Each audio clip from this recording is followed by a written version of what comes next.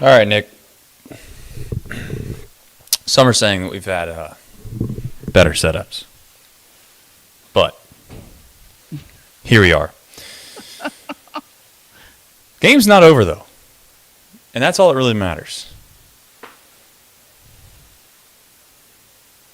7-6.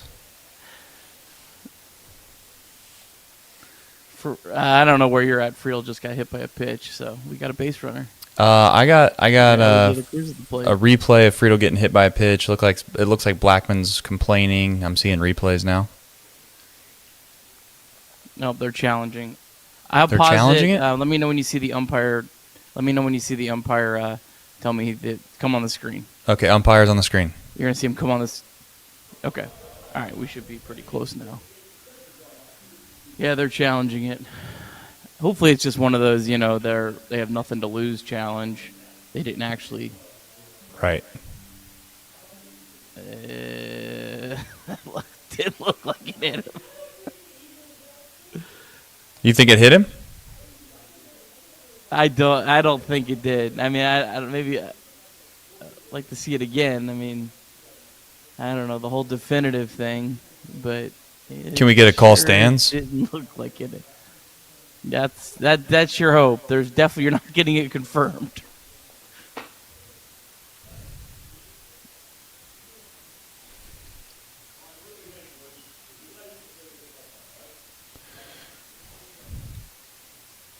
I didn't hit him. Nick, I think we can agree it didn't hit him. Yeah, I don't think it did.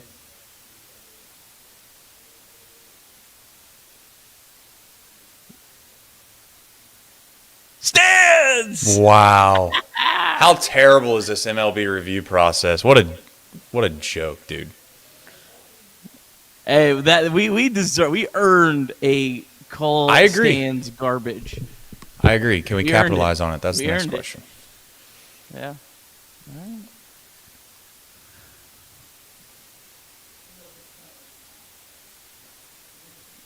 Oh, well, he's bunting.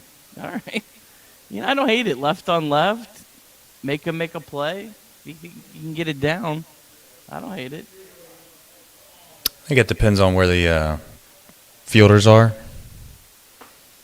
Yeah. Now look, now they're meeting in the mound. You've gotten their head a little bit.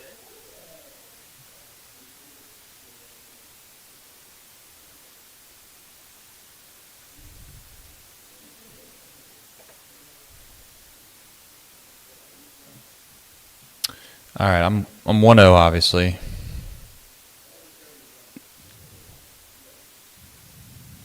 Am I still a little bit 15, ahead? 14, 15, 13, 14. 12. Yeah, we're right there. Yeah, right there. All right. This feels like a steal of a win if they could find a way, man. Like big time. Oh, yeah.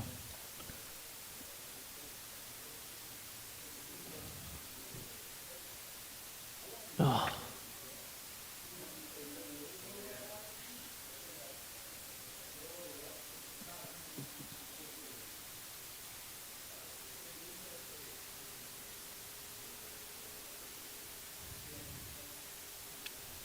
Come on. Oh. Yeah, I can't even believe you made that close. That's ridiculous. It's a good play, man. I mean, it's a good play. That's all. Yeah. I mean, simple as that. It's a former Gold Glover, Brendan Rodgers. It's a really good play. Yeah, he didn't rush it either because I think your natural reaction is Ellie's running, I got to rush it. I agree. He knew he had a little bit of time. Yeah, it was a good play. He kind of knew that he knew he had time but he didn't have time in a kind of way. Like he just had to make a smooth play, not a perfect play.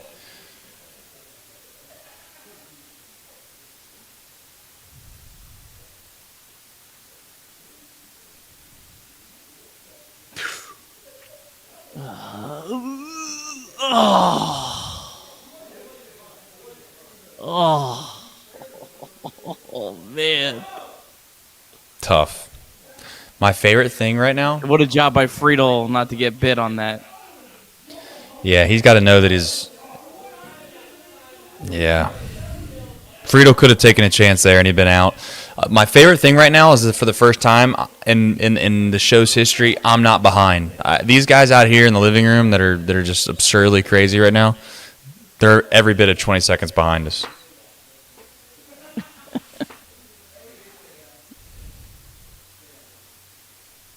So we're saying Fubu's back.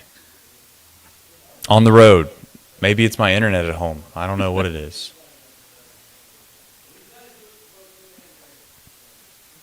That's a great pitch.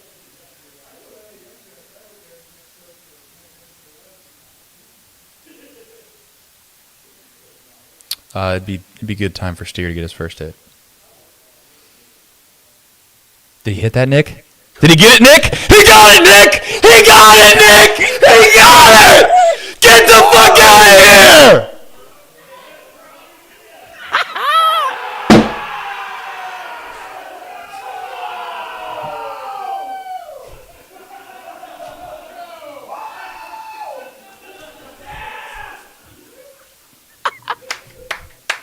All right, looks like I got to update the DSC deep drive, baby. Woo! Sorry for the kids show, but Alexis, please. sometimes you gotta do what you gotta do. I mean, I don't know what you want from me. Chat, I can't even see you. I'm gonna try to bring you up, put you back down. Oh my God. Unbelievable. Spencer Steer. I don't have Diaz glasses. I'll figure that out in the middle of the inning. We'll worry about that later. Oh my God. Oh my gosh, Nick. Let's play add-on. Let's get some insurance. Let's get some insurance.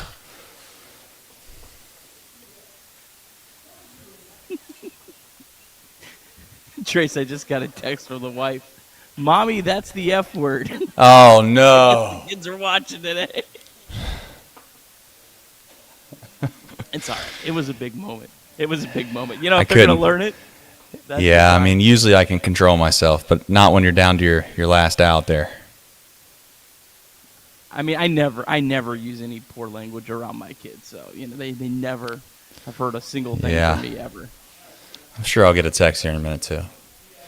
We're gonna have to do the old YouTube studio thing there on there. We're gonna have to like clip out the little small sliver of that. I don't know if it was audible enough for the algorithm to demonetize us. Let's hope not. Oh my God! What a swing! What a swing, Nick. Like, that's stealing. If we could find a way to hold on, that is.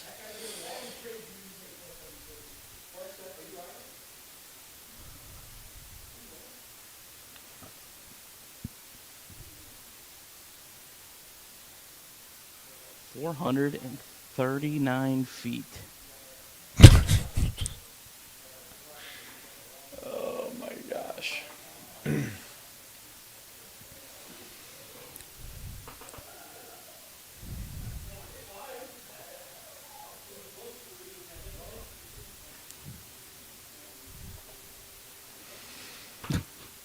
What a weird year for Fraley.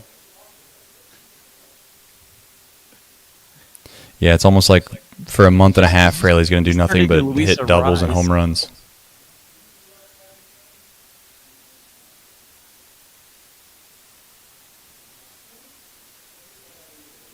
I would have never in a million years thought like his slash line would look like it looks like. Not a single one of the three. Like all three of them are different than I would have expected. Oh, man. You green light him here? Yeah, why not? This is Coors Field, baby. There you go. Yeah, they did, yeah.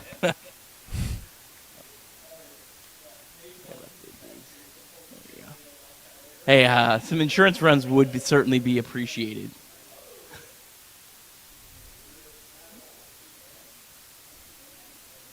One more run. Give me one more run.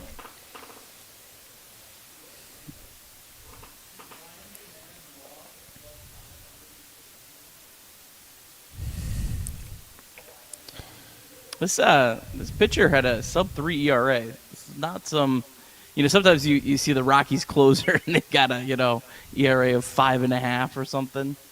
Like this guy's actually pitched pretty well, and a lefty. What a swing, man! What a swing!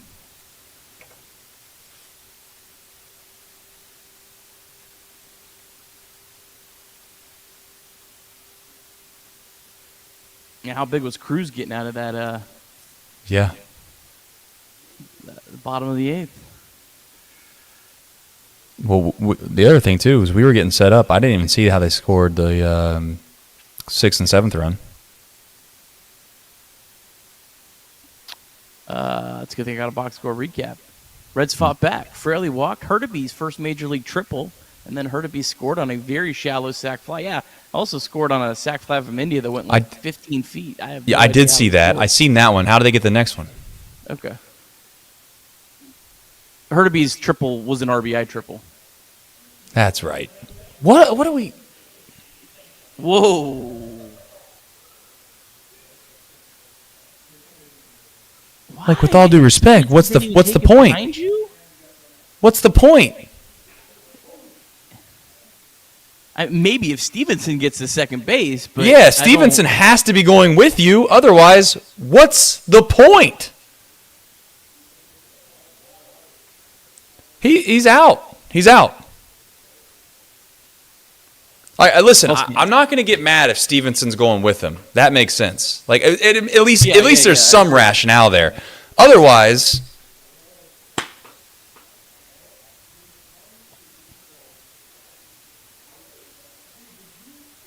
now we might get another stance. He beat it.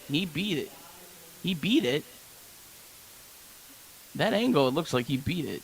We get another stance. That's another stance.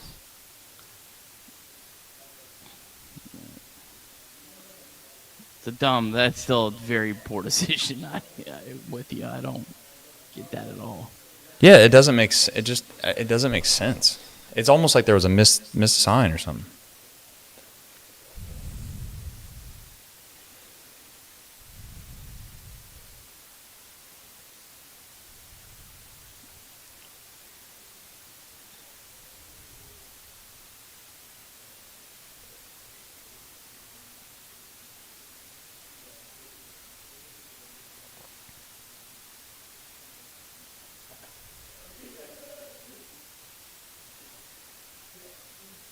Yep.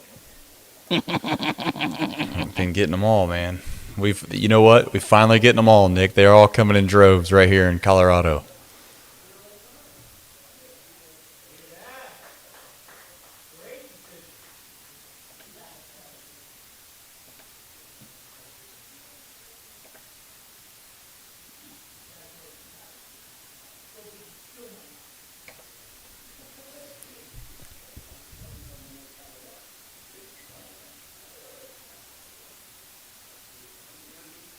That boy Blake. Look at Blake Dunn.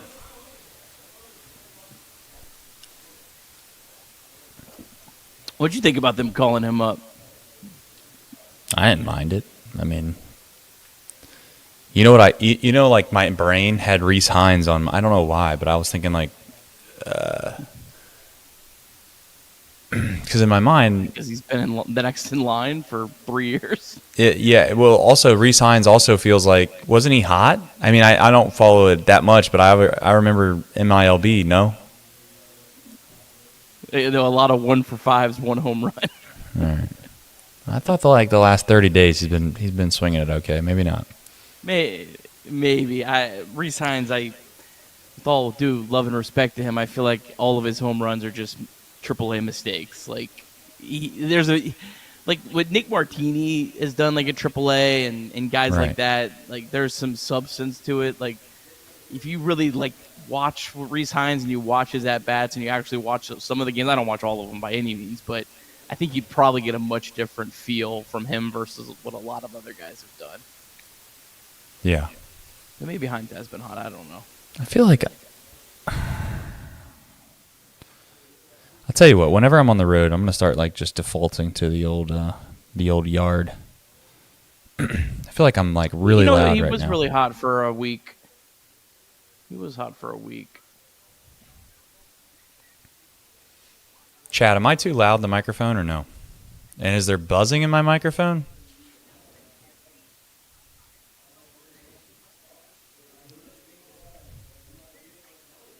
Hines has a 117 WRC plus since April 30th. That's like trying to cut it as nice as he can for him. So it's 844 OPS. So he's striking out in like 50% of his plate appearances. Like I just feel like he's going to get up here and he's just going to get his doors blown off. All right. Fair enough.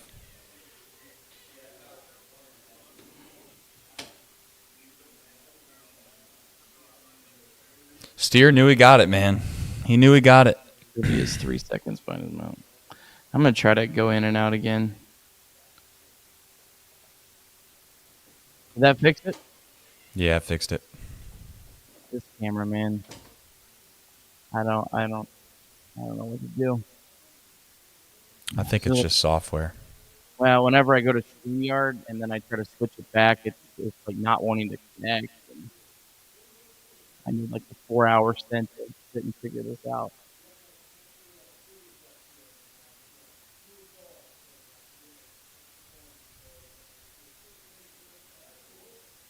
No, do it, Johnny. Oh my God! That's a leader. That's a leader. That's what leaders do. Let's go. Let's go, Nick.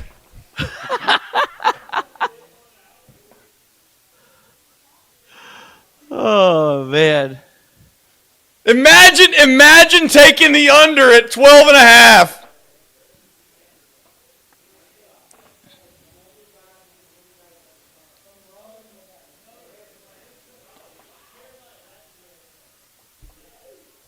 Unbelievable, dude. This went from like no chance they win to feeling pretty good. I'm not going to go there yet. Coors Field, baby. Coors Field. You're never out of a game. Unbelievable. Holy smokes. Indy's hot, man. 8 runs in the 9th inning. Yeah. Unbelievable. This ninth inning, this top of the ninth has taken what seems like 20 minutes.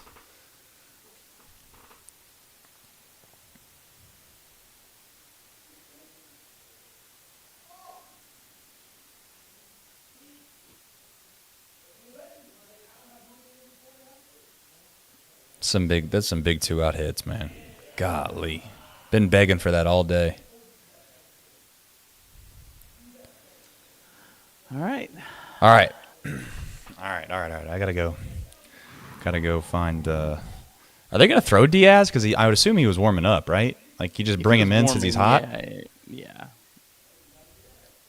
How many guys do they have left in the bullpen? Doesn't seem like a lot. Plus, you'd assume that not Will, but Diaz was warming up.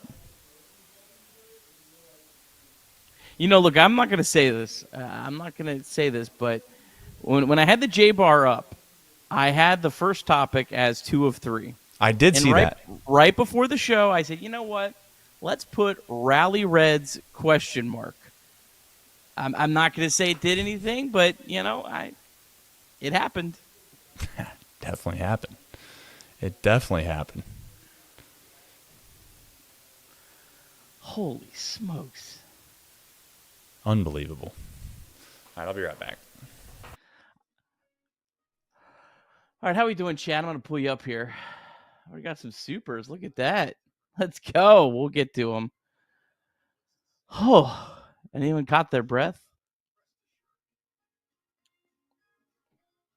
Now, look, it's still Coors Field. Like, let's not go too far. Let's not go too far. You could still give up 5 runs here. So let's lock it in. Man, this would be something. Wow. Whew. If Suter and Farmer besides Diaz, this is the kind of situation Diaz struggles in. Yeah, I get that. Nate, I always remember that.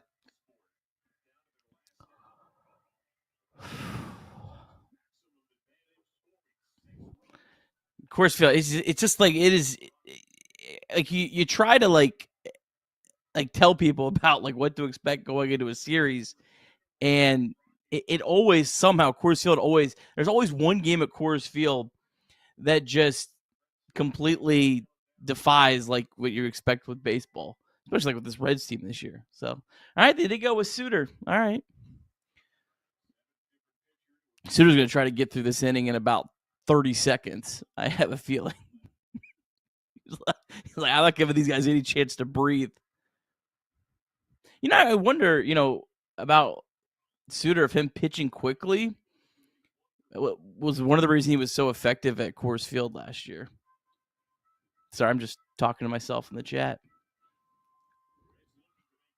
I think you're muted, brother. Oh, yeah, I did. I muted my mic, and then that makes sense.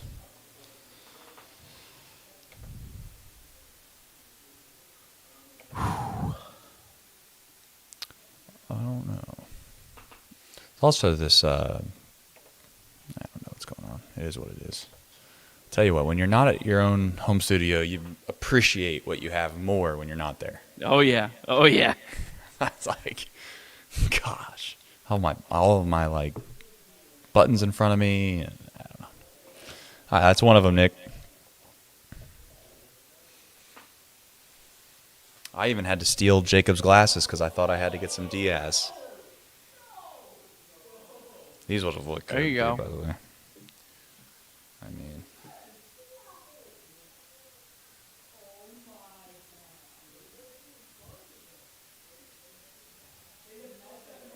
look at the analytics, Nick. Look at that. They put a guy there. I'll fix Pagan. I'm sorry, folks.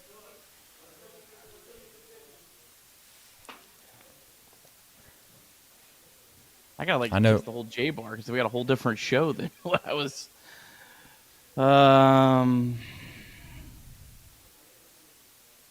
Let's go. 2 out hits. That's all I got. Yeah. Let's just do a big old Spencer Steer. And then we'll do Candy Friedel. I've come to realize there's a lot of degenerates as well at Chatterbox that aren't me. Open all around.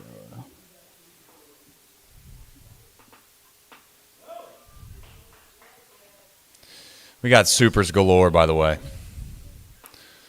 We're going to have to get to those. You do got the 4-minute intro, right? I do. Okay, good. We got so many supers. Did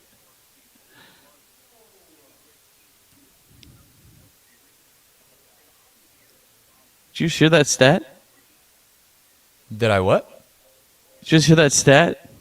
No, I'm not listening to the game. Only thing I'm listening to is Casey's PC running on high fan right now, trying to keep up with everything.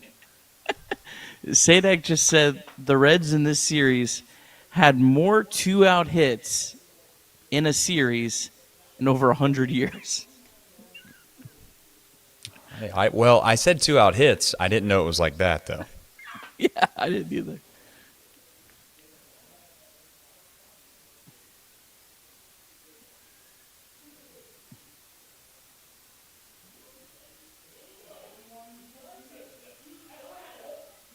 Oh, you know what?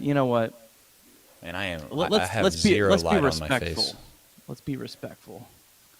Let's put India there too. Yeah, I mean, we got to steer in India.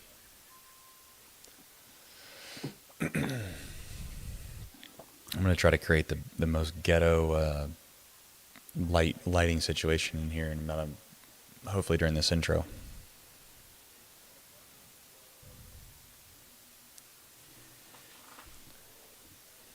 How about that whole ninth inning starting by DJ Friedel? Yeah. Getting hit by a pitch that. Correct. We took advantage of it, baby. Game of inches. Yeah. And Maybe bad millimeters. calls. That's the ball game, Trace. We got a guy there. What a game, dude. Let's go. We might be back. Some are saying it. Some are saying it. We'll talk about it in just a second.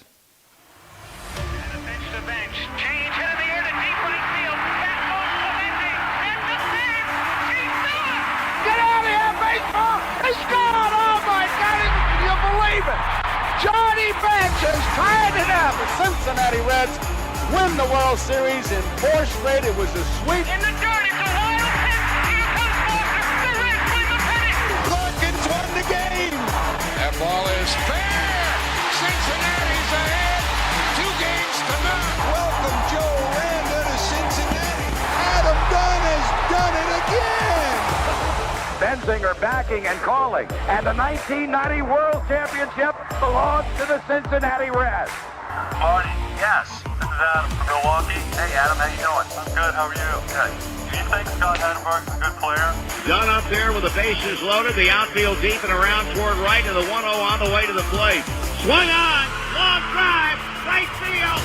And this one belongs to the Reds. And a high drive. Hit back into deep right field.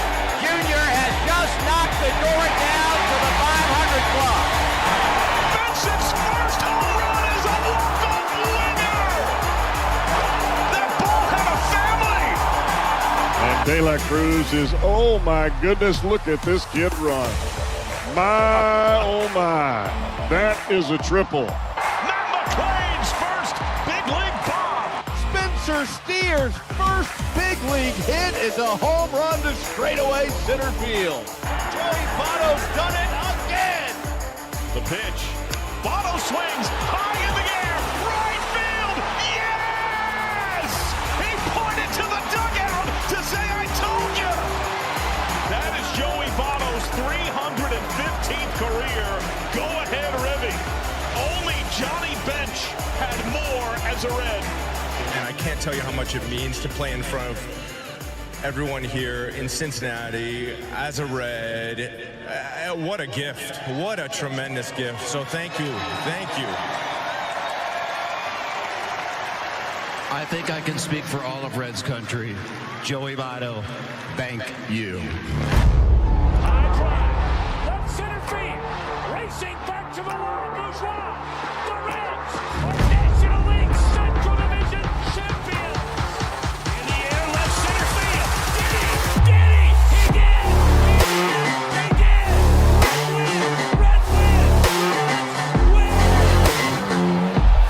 Line to right field. Junior, the first Red ever with 4 home runs in a game. Can you believe it? In the air, down the right field line. Doesn't have a chance. The Reds have won on a 3-run home run on opening day by Ramon Hernandez. A strike away and out away is Homer Bailey. Ground ball to third. Frazier gloves. Throw to first and Homer Bailey for the second time in his major league career has tossed a no-hitter. Oh, gosh. Are you kidding me? Holy Moses, the second player in major league history to hit 7 home runs in the first 10 games. In the air and the Reds win.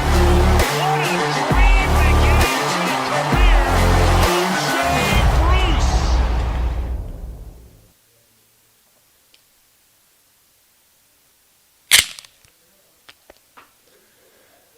I got plenty of those, Nick.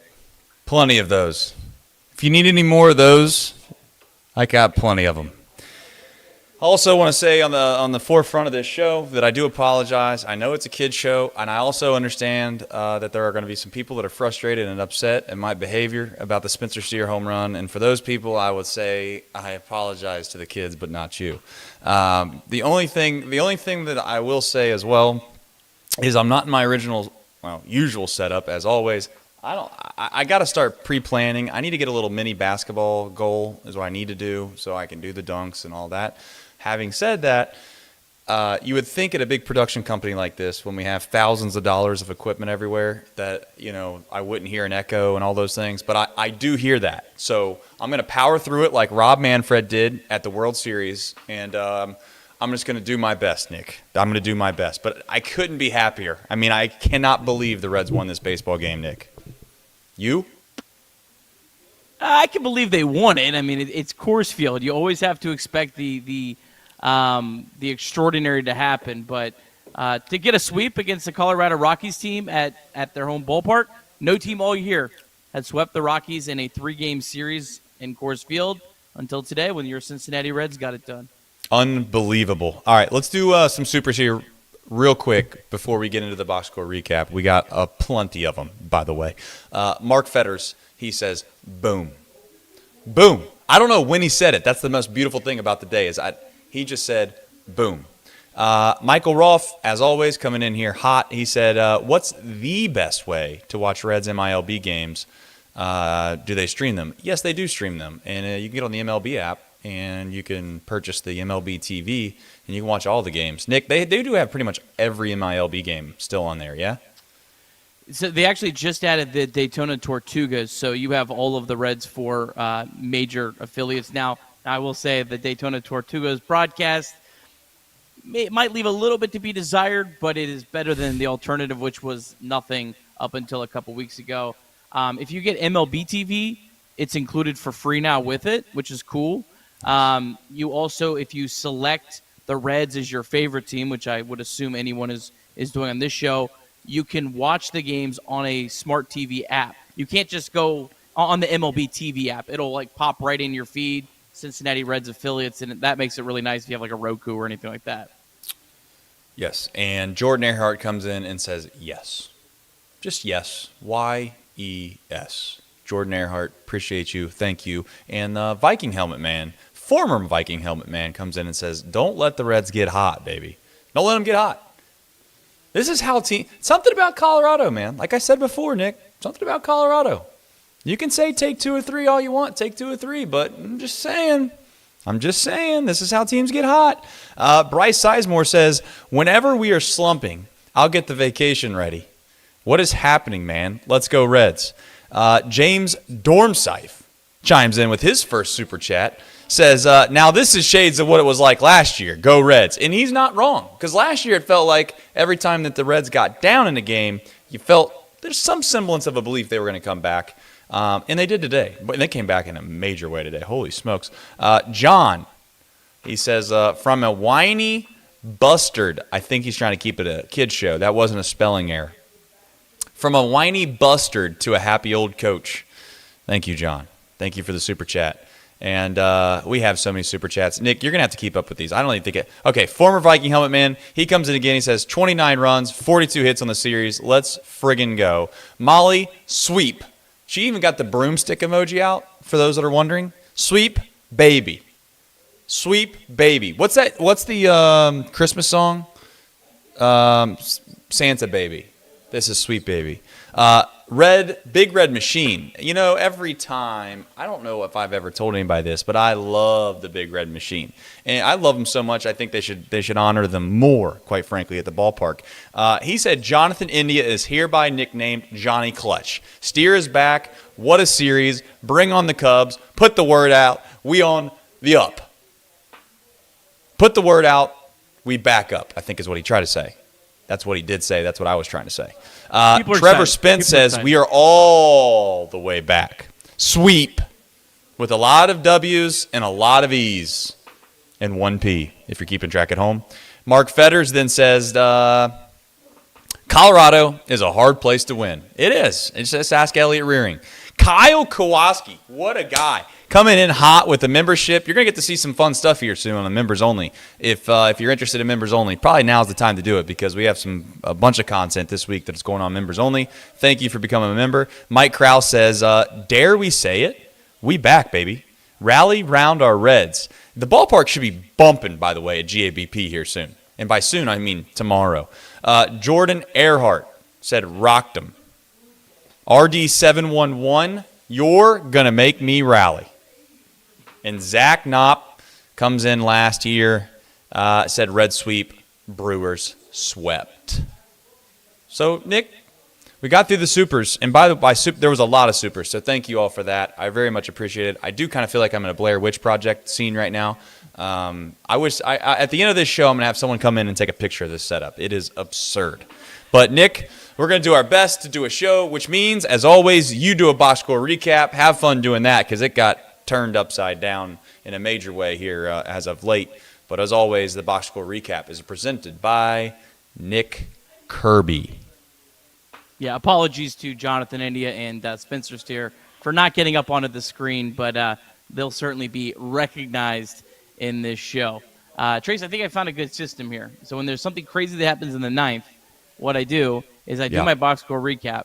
I don't try to do the ninth. I just pull up game day, and then I switch from my words to game day, and it works pretty seamlessly. So let's see if we can get it done here again this early evening. All right, Reds going for their first sweep of the Rockies at Coors Field since 2012. Didn't get a great start from Graham Ashcraft. He only went 3 2/3 innings, 6 hits, 4 runs. Now, again, it's at Coors Field, so you always expect your pitchers to not pitch up to their normal selves, but nonetheless, a tough start from Ashcraft. But the Reds fought back. Jeimer Candelario hit a 2-run home run in the 3rd inning, and then TJ Friedl hit a 2-run home run in the 5th. That tied the game up at 4. Reds turn it over to Nick Martinez. Martinez only allowed 2 runs in 23 2/3 innings as a reliever, but he gave up a solo home run to Elias Diaz. Oh, one of those ones that just barely got over the left field fence to make it 5-4, a 0.80 expected batting average. Rockies, they got 2 more in the 7th. Justin Wilson put him on base. Lucas Sims let him in. But in the bottom of the 8th, the Reds fought back. Jake Fraley walked. Jacob Hurtubise got his first major league triple. And then Jacob Hurtubise scored on a very shallow fly ball from Jonathan India. Turned out to be a pretty big run. 7-6 game. In the bottom of the 8th, Fernando Cruz had a runner on third base with no one out, but he was able to work out of that jam and keep it a 7-6 game. And then the Reds in the 9th. TJ Friedl hit by a pitch to lead off the inning. It was challenged. Good old call stands. We'll take it. Ellie grounded it out, but did move Friedl over to second. Candelario lined out, 2 outs. Reds down to their final out, trailing by a run. Spencer Steer delivered in a big spot, absolutely crushed a home run to left field, putting the Reds up 8-7. And then the Reds rally did not stop. Fraley singled, Stevenson singled, Blake Dunn off the bench walked, and then Jonathan India hit a grand slam to put the Reds up 12-7. And then Brent Suter came in the 9th, threw a scoreless inning. Your Reds win. Reds now 29-33. Some are saying the Reds are back. The Reds are back. And you know what's back? You know what's back, Nick? The deep drive of the day. You know, this isn't no Arizona Complex League stuff. This isn't no minor league stuff. This is the major leagues. And by major league, you don't hit a bigger home run than the one we're about to talk about right here. Off the bat of Spencer Steer, that's his 7th on the year if you're keeping track at home. It's an exit velo of 105.7, 439 feet off the bat. 30-degree launch angle, and you know what? The best part about all of it, it jumped the Reds' win probability 70%. And if you're keeping track at home, we all know what that meant. It really was 100%. And at this point, I got to be honest with you, Nick. I don't have the deep drive DSC ad read right in front of me, but I've done it so many times that I do know one thing. I know they are a leader in renewable energy, specializing in biofuels, production, aggregation, and sales. Use cooking oils in there somewhere too. I know that for a fact. But I do know this. John and his team at DSC, they support us, and we love them, and they love the Cincinnati Reds, which means we love them more. It's simple as that. Simple as that, Nick. What a humongous home run by Spencer Steer. And I know Jonathan India, I don't want to downplay what he did, because here's the other thing.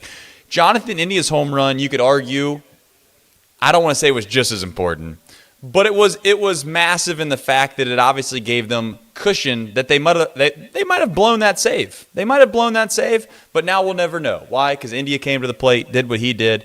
But I don't know what you want to say about Spencer Steer. He was 0 for 4. I'll say this right now. This is the beauty of fandom. Is in the chat.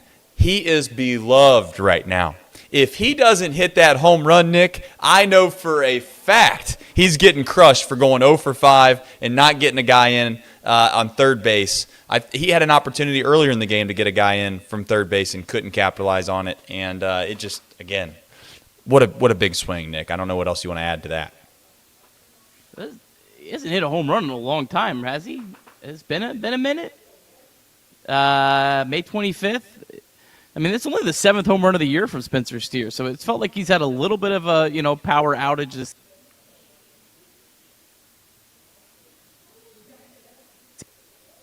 home run for him kind of reminded me of that game against the Padres last year when him and McLean, kind of very similar to what Steer in India did today. But yeah, I mean, India's was with 2 outs, so if he doesn't get on base, that inning's over. It's a 1-run game. I don't think Brent Suter's a better pitcher than Alexis Diaz, but tell you what, I sure feel a lot better about Brent Suter pitching with a 5-run lead versus Alexis Diaz pitching with a 1-run lead, especially at Coors Field. So that was a big-time blast from Jonathan India, who's playing really well right now. He has played really well. It is so refreshing to know, Nick, that these guys are starting to come back to the mean. And I was concerned. I would be the first one to admit that I wasn't 100% sure that Jeimer Candelario was going to come back to the mean. I wasn't 100% certain that Jonathan India wasn't going to come back to the mean. And in all intents and purposes, they were going to have to do that for this team to even be somewhat competitive. Not make the playoffs, nothing crazy like that, but just to be competitive. Not to be, again, in a spot where you had zero chance around the trade deadline, around the All-Star break even at that point. But they have turned it on. And Candelario, I know he's next on the rundown here. I mean, he continues to be consistent, and I think that's the thing that's most refreshing, at least over the last few weeks, is that Candelario has shown that he's one of the veterans. Because at the beginning of this year, Nick, we were relying on young guys to produce, and the veterans were the ones that were struggling. It seems like we're finally getting some veteran, and I know leadership is thrown out there with Jonathan India a lot, and I think it's a little bit of a bit from time to time, and that's fine. But again, when Jonathan India and Candelario are stepping up in big spots, it's a breath of fresh air, because that's what you maybe not so much India, but that's what you paid Candelario to come over here to do. Candy looks confident for the first time, in my opinion, in a Reds uniform. I don't know how you feel about him. Yeah, I mean, he's literally almost all the way back up to what you projected going into the year. He was projected coming into the season to have a 113 WRC plus. He's at 107 right now, and for him to be at 107 with how bad he started, it really kind of shows how he's turned his season around. I do think there was a little bit of an overreaction to the Reds' offense as a whole. Now, I understand like what you had said, and a lot of other people said, like Candelario could have been a guy that fell off a cliff. Jonathan India could have been a guy that was going to fall off a cliff, but they all weren't going to be guys that fell off the cliff. You knew at some point the offense couldn't be this bad top to bottom. And really, I mean, I'm starting to think who actually did fall off the bottom. Did anyone? Because just about everyone's kind of getting back up to close to league average. I mean, Jonathan India, he's got an OPS of 705 now. I mean, his OPS had to be sub 600 a couple weeks ago. It's top to bottom. Now, the thing the Reds are missing is they do not have a big bat. They do not have one guy that is, OPSing 900 or anything like that. And that's going to make it hard to score a ton of runs on a consistent basis. But you right now, 1 through 9, especially with the way David Bell's platooning Fairchild and Benson, and even maybe Blake Dunn and Jake Fraley, there's not a hole in this lineup at the moment. And that is certainly really nice to see. Correct. Yeah, well, I mean, it's not just nice to see. It's also nice to see that it's producing results. I mean, this team is not only kind of statistically getting themselves back in a spot where they look like they're somewhat competent, but more importantly, they found themselves winning baseball games. And tonight is in today, whatever term you'd like to use, is an example of what this team needs to do to be able to get back into the race, if you want to call it that. They've got to find a way to do things that they're not supposed to do. And I've said that, and I know that you obviously mention all the time to everybody, take 2 of 3, take 2 of 3, take 2 of 3. That should be the goal, the mindset, this whole sweep notion. I know we make fun or we make a bit out of the 12-game winning streak and all those things that we have, like, oh, we got to run off 10, 12 straight. That's just unrealistic, and I'm with you on that.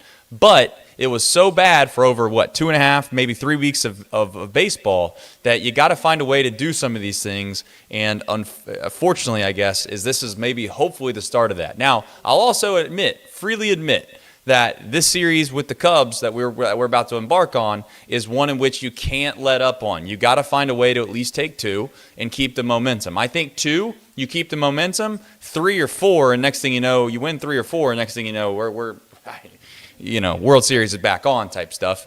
And it would just, obviously, we all know it would be devastating not to get any. And I think ultimately that's where this team finds themselves now is how much momentum can they build off of what they've been able to produce so far. One of the reasons they've been able to build some momentum, too, is TJ Friedl. That's also obviously a massive home run that he hit today. And more importantly, like we've talked about before with TJ Friedl, he brings so much to the table that he's just a solid all-around player. He's not going to get a lot of credit today. No one's probably going to bring up the fact that he made a diving catch in center field with Martinez. Martinez just gave up a home run, Nick. Next thing you know, if he dives, he misses that ball. It squirts out in the center field. That's a double or triple or whatever it ends up being. Martinez, maybe he unravels a little bit more than he ended up doing, and you never know where the game goes. Those are just the small things that you get with TJ Friedl that maybe you underappreciate when you have somebody out there that continues to find ways to make plays for us on a daily basis. And let's just face the facts, man. If this Reds team had all the guys that we were hoping that they would have from the beginning of the season, we can all agree that it would be a little bit different than where we're at now. Now, how much better? I don't know, Nick. But not having TJ Friedl for a significant amount of time is starting to show why it hurts so bad.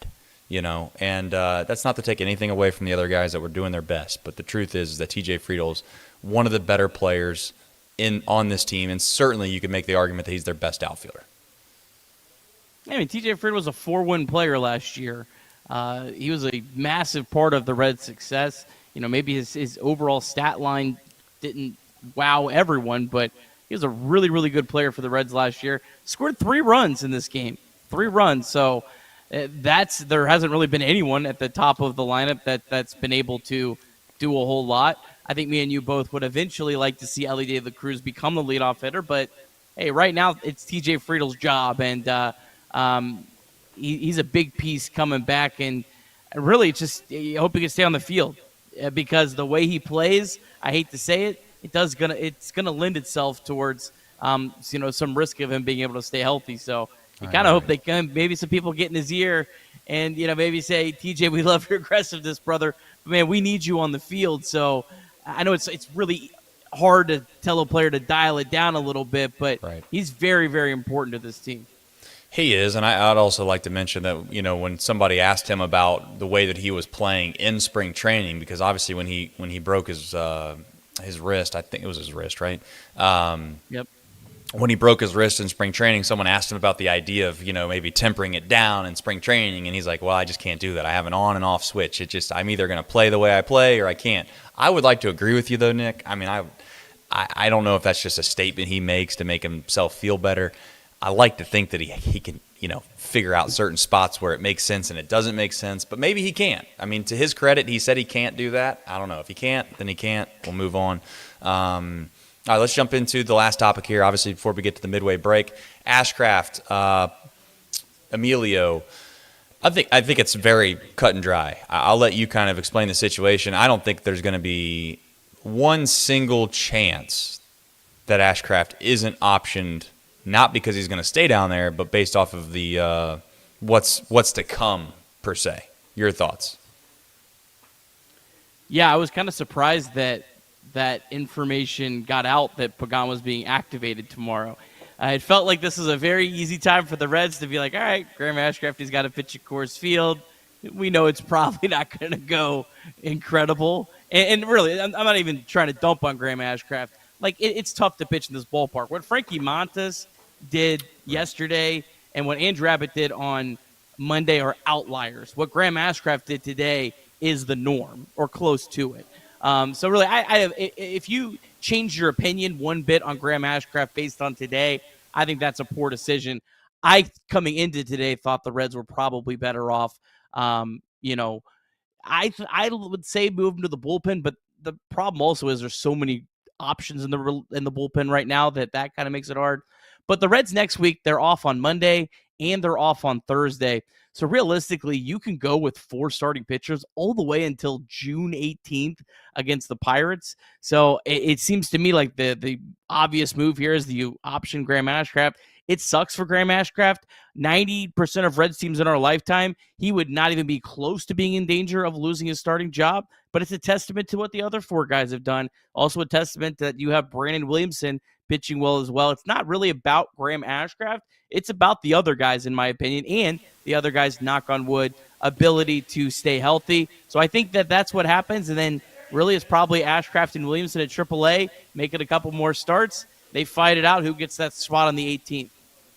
Yeah, I mean, we'll find out. I don't think that – listen, I'm not one to sit here and say this is 100% the perfect move to make or this is the move that you have to make almost ever because you just don't know enough to make those decisions as a fan because you're not inside the building. You don't know all the other factors that go into it.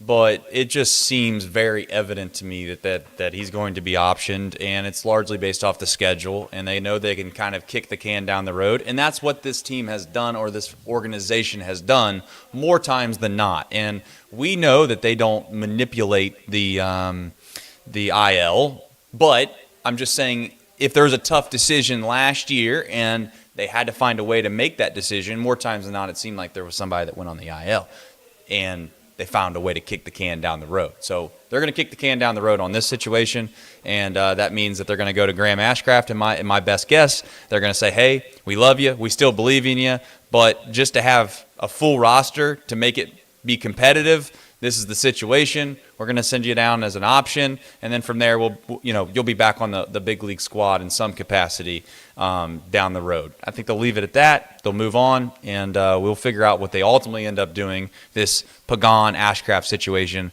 will be, like you said, in 2 weeks. So stay tuned on what they want to do. Nick, you have the Game Time app. I also have the Game Time app, and you know what I used today? I used the Game Time app to get my son into the memorial. And you know what's even crazier about that is that I didn't even need to do that, but I did it anyways because I didn't know that I didn't need to do that. That all happened today, which is fine. No big deal. You know why? Because I spent $7 on the Game Time app to get in the memorial today. Walked around. You know who I seen? I seen Peyton Manning. I seen Chris Pratt. Chris Pratt, by the way, this is, between me and you, Chris, sometimes it's okay just to pick your golf ball up and move on to the next hole. You're probably a good artist. You're a great singer. Maybe you can go on the Game Time app and you get you some tickets to see Chris Pratt. It's just not going to be golf. Simple as that. But yeah, I mean, Scotty Scheffler's, pitching balls 5 feet away from me. Seems like a nice guy, not a felon, but that's here nor there. You obviously have the Game Time app. You've used it. Why else would you consider using the Game Time app, Nick? Well, you use it because the Game Time app is an authorized ticket marketplace of Major League Baseball. That makes getting tickets even faster and easier. Prices on the Game Time app, they actually go down the closer it gets to first pitch. With killer last-minute deals, all-in pricing, views from your seats, and the lowest price guaranteed, Game Time takes the guesswork out of buying MLB tickets. They have all-in pricing. You can toggle this feature, and it shows you the total up front with no surprise fee at checkout. Lowest price guaranteed, or Game Time will credit you 110% of the difference. Take the guesswork out of buying tickets with Game Time. Download the Game Time app, create an account, and use the code CINCY for $20 off your first purchase. Terms apply. Again, create an account, redeem the code CINCY, CINCY, for $20 off. Download the Game Time app today. Last-minute tickets, lowest price guaranteed. All right. Now, here's we the got thing. a couple more supers. Michael Roth, as much as I talk about Michael and he's become an elite part of the show, and the reality is this man is like the Babe Ruth of Super Chats. As soon as you think that you couldn't be more impressed, as soon as you think that you couldn't possibly take, you've already seen it all, right? It's like, oh, I've seen this. I know it's impressive to all you peons. But it's not impressive to me. Or I know you think it's impressive to you, but not impressive to me. The reality is that Michael Roth figures a way out to do this time and time again. He says, with a 50 bomb, he says, just ordered a new mic for my appearance on the stream. Reds win. ATOBTTR. Now, I don't know if you know what that means, but that means, and this one belongs to the Reds, a big phrase by Mr. Marty Brenneman. Having said that, thank you, Michael.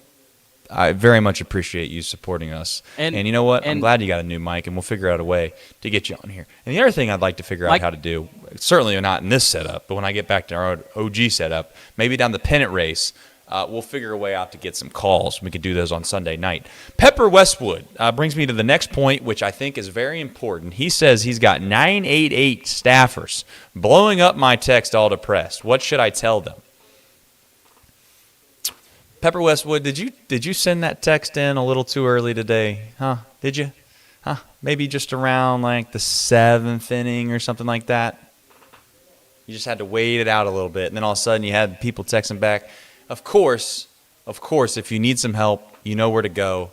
Turn to 988, text, call if you need it. Mantherapy.org, you can find some manly ways to deal with, obviously, some issues that we all deal with. In some capacity, some more than others. And if you feel like you're at a point where you need some help, mantherapy.org. Life is better with you in it. Nick, we can run through the back half here. I am in a situation here today where obviously the Reds played a long 9th inning, and I have to go, I guess, play putt-putt at some point here soon. But I do want to have some reasonable conversation here around the last few things before we go. You have the bullpen, Martinez. They've been solid all year. I know it's tough. Maybe you just tie the game, Nick. You see Martinez give a home run up. You can get upset. And you're like, oh, my gosh. But again, it's like, let's keep things in perspective. Martinez has been very solid for this baseball team. And the bullpen overall, again, I don't want to say they get a free pass per se, but they did a good job. They did a good job holding it down. And did you – I don't want to put you in a tough spot. No one's going to give David Bell credit today for going out and getting Ashcraft early, but I think he should get some credit because he knew his situation and he knew he had a fresh bullpen and he kind of wanted to keep it relatively close. And I know they ultimately ended up giving up a few runs, but they didn't give up as many as the Rockies, which is all that matters. Yeah, I mean, 3 runs and 5 1/3 at Coors Field out of your bullpen's actually not really all that bad when you kind of take a step back, especially when you look at the Rockies giving up 8 runs in 2 innings to end the game from their bullpen. I actually had Martinez on the rundown because I was a little puzzled that they pulled Martinez after 18 pitches. I think the thinking was there were some lefties coming up and he wanted to get Justin Wilson in. I don't know if I really agreed with that move. So it's actually, I'm usually the guy who loves David Bell's moves for the most part and understand them. I didn't really get that, only going 18 pitches with Nick Martinez. Feels like if you've used him, why would you not stretch him out a little bit longer? So, I mean, thankfully it didn't, backfire at all. And maybe we don't know this, things we never know about relievers. Maybe Nick Martinez wasn't feeling 100% today and said, I can give you 2 innings. Or maybe there was some conversation about that before. We'll never know the answer to that. But I was surprised he pulled him after just 18 pitches today.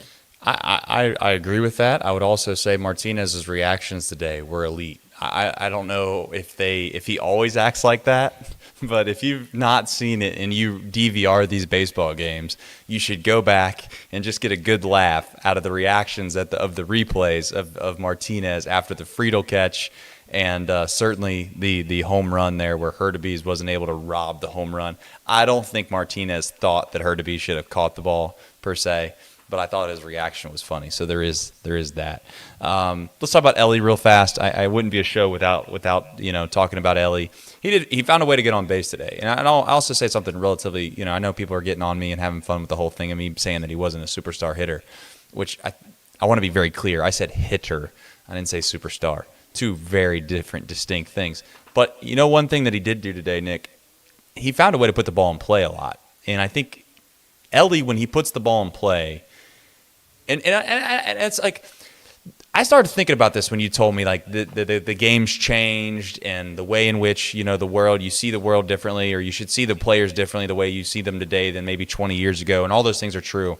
Ellie, unfortunately, he's kind of like the smart kid in the class sometimes, in my opinion, where you hold them to a higher standard, or you want to maybe see them do things that none of the other kids are doing, but you're like, I don't know, man. Let's get the most we can. Him striking out so much is frustrating because when you watch today, you see what's capable when you just basically put the ball in play, and you hit a little squibbing ground ball to the second baseman that other guys would be out by 6, 7, 8 steps. It's a half a step for him. So, and again, maybe I shouldn't have a negative perception of him swinging and missing as much, but when he has that much speed, it becomes frustrating because obviously what he's capable of doing. So I just want to say that out loud. The other thing that I would just openly say too at this point is I don't think there's any doubt defensively he has shown basically what he's capable of, right? Like you've said this time and time again. Can we give this kid, and I think it's fair to call him a kid, can we give this kid a break when things aren't perfect, because you see what he's capable of doing, and hopefully the things that he does, on an inconsistent basis right now becomes consistent. And I think that's starting to trend in the right direction for Ellie. And he's the best player on this team. I don't think it's even a question. He's the best player on this team, and at this point, hopefully he keeps progressing. That's the only hope that I have for Ellie De La Cruz, because I already know what he's capable of. Yeah, I think we're going to see a lot more ups and downs with Ellie this whole year. I think there's going to be weeks where everyone's on top of the world with Ellie De La Cruz, and the next week not everyone. There's going to be a few people that really get down in the dumps on him. That's just kind of the nature of a player that's 22 years old. There's very, very few players at this age of their career that are consistent. There's very few players really across baseball that are that consistent. We saw it with Jeimer Candelario, the most established veteran on this team. He was absolutely terrible for 3 weeks. So you kind of have to give Ellie some of that same grace that we've given guys like Candelario at times. But yeah, his defense, that play that he made, I know Jacob Stallings, and shout out to him for the play earlier where he did not hustle. That was a tough look, one of the toughest looks I've seen all year. But that play that he made, it was unbelievable. He was like almost in left field, throwing a guy out at first base. Just unbelievable stuff from Ellie De La Cruz. He made the play, man. He made the play, and he made it look, I don't want to say easy, but he made it look like he's capable of making that play more times than just some rear, I should say not rear, but like random chance per se. Like some guys make plays where you're like, he'll never make that play ever again. Unbelievable play. That play, he looked competent. Looked like something he's capable of doing again. Yeah. Kind of leave it like that. All right, let's jump into Reds MILB, as always, presented by you, Nick. And then, I know I would assume there's not many games that are final, but maybe there are. Yeah, not a whole lot. Daytona, they lost 2-1 to St. Lucie. The Tortugas, their struggles continue. They have lost 8 of 9. But Sammy Stafura, he had a 2-hit day. That's back-to-back days that he's had 2 hits. Nice day from Eastmith Pineda. Been a tough season. He's one of the Reds' top 30 prospects. He was on base twice and stole a bag. Ariel Almonte on twice as well. We also had the Dominican Summer League. There's 2 teams playing, but the team that we're kind of watching is the DSL Rojas. That's where the 2 young prospects are. Adolfo Sanchez was 1 for 5 with a stolen base. And then Nabiel Mariano, he was on base 3 times, so that's good to see. And then we got some other Reds MILB tonight. Dayton's just getting started here in a minute against Lansing. Louisville against Nashville at 7:35. Chattanooga against Rocket City at 7:35. As always, that will be available the results and some analysis on Chatterbox Reds podcast tomorrow. All right, and we also have, as always, the who, what, when, where, and why, and this is a massive series. I don't know if I can state it enough. It is about as big of a series as this team's had all year. Yeah, the Cubs, they play tonight, 8:05 against the White Sox. Cubs are 30-31. They did beat the White Sox last night, but they are 6-14 in their last 20. That's the worst record in the National League since May 13th. The Cubs have not announced their starters, but just going off of their projected where they're at, this would be Hunter Green against Javier Assad on Thursday, Nick Lodolo against Justin Steele on Friday, Andrew Abbott against Ben Brown on Saturday, and Frankie Montes against Jordan Wicks on Sunday. Just a couple quick notes on Hunter Green, Thursday night starter. Last start, of course, it was in that monsoon 6 innings, did give up 5 runs. But even with that, last 7 starts, he's 3-0 with a 2.72 ERA. And one thing that really has stood out to me about Hunter Green this season is his improvement in keeping the ball in the park. So 2022, he was giving up 1.7 home runs per 9. 2023, he got that number down to 1.53. And this year, it's down to 0.6. Now, I would assume as the summer goes on, that will come back down to earth a little bit. But really remarkable to see how much better and how many fly balls that have stayed in the yard. It feels like there's a lot less super great, incredible contact off Hunter Green this year. All right, and Hunter's got an opportunity again to kind of keep establishing the fact that he's an elite level arm, or he's a guy that we're starting to count on as a ace, or this wouldn't be a stopper situation as much as it would be a momentum continuing situation. So it's a massive. I'm not going to understate it. It's such a massive series that they embark on starting tomorrow. So. We got two off days next week. It just feels like you don't want to lose the momentum. Let's find a way to keep it going. And I know people will kill me for saying this. You're going to kill me for saying this. But splitting this series is not the world's worst thing. It's just not. You find a way to keep the momentum, and you start beating up on some other teams here relatively soon. And we do need to beat up on some divisional opponents. Don't get me wrong. But it just feels like this team. Let's not take a big regression. All right, Nick, you have a pillow to get to, so we're going to do that. You got to go find that. Is that what you're going to do? Are you getting ready to you're going to throw up a graphic, aren't you? Oh, look at that. Yep. Yeah. Nick's throwing up graphics. That's a pro move, though. If we're going to be honest, it's a pro move by Nick. He figured it out. He knew what he's doing, and then all of a sudden he's just going to clear the graphic, and he's going to have the Nick Cage pillow coming your way right now. I'm sure of it.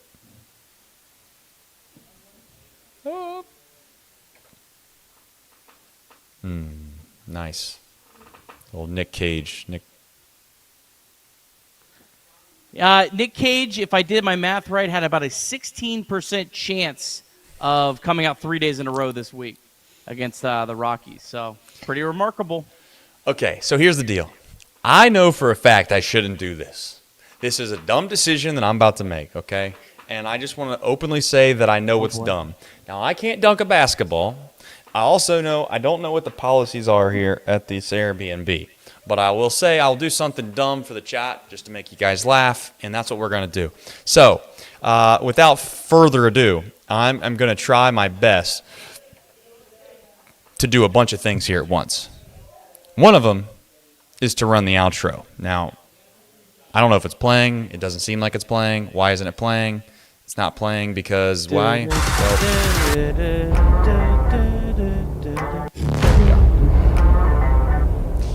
We got it now. You see what you had to do is you had to turn the audio on. You think it needs to be turned down? I think it needs to go up a little bit. Yeah. Up. Oh, it's coming. You just got to give it some time. Maybe. But here's the deal. I'm going to do a backflip. I'm going to do a backflip. At least what I think is a backflip. He's telling me to turn it up. Listen, I don't have the keys. I don't have the keys to the castle right now, okay? I'm doing my best. He's clearing graphics. Now, I don't know whose beds these are. That's not my problem. That's their problem. But this is proof. this is for an amazing comeback. I can't do nothing. I can't do nothing. Nick, you better be ready for this graphic because I might be in trouble.